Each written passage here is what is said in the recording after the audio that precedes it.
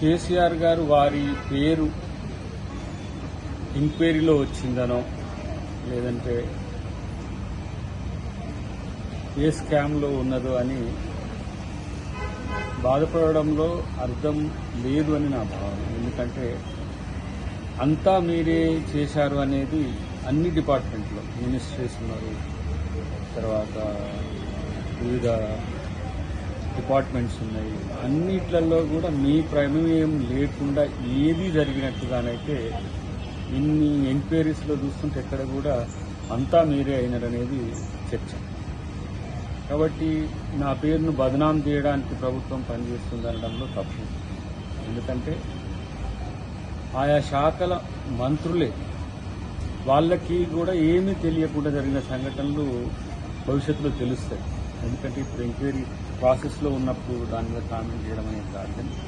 So మీకు చేయకపోయినా సరే ఎలాంటి చెడ్డ పేరు తేవాలని ప్రయత్నం ప్రభుత్వం చేయదు.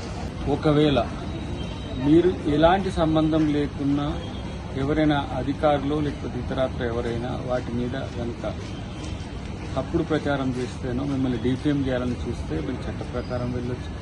ప్రభుత్వం కూడా వారి పట్ల కఠినంగానే ఉంటుంది. కాబట్టి ఎవరినో ముద్దాయిలుగా చేయడానికి ఎంక్వైరీ కాదు, వాస్తవాలు తెరవాలి.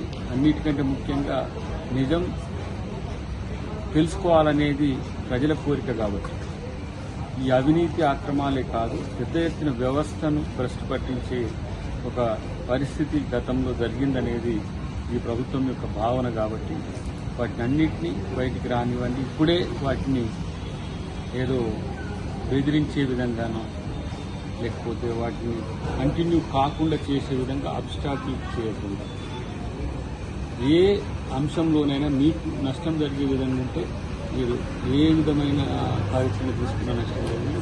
ఎవరైతే చేసే వాళ్ళ పట్ల చేసే వాళ్లను కించపరిచే విధంగా మాట్లాడేదని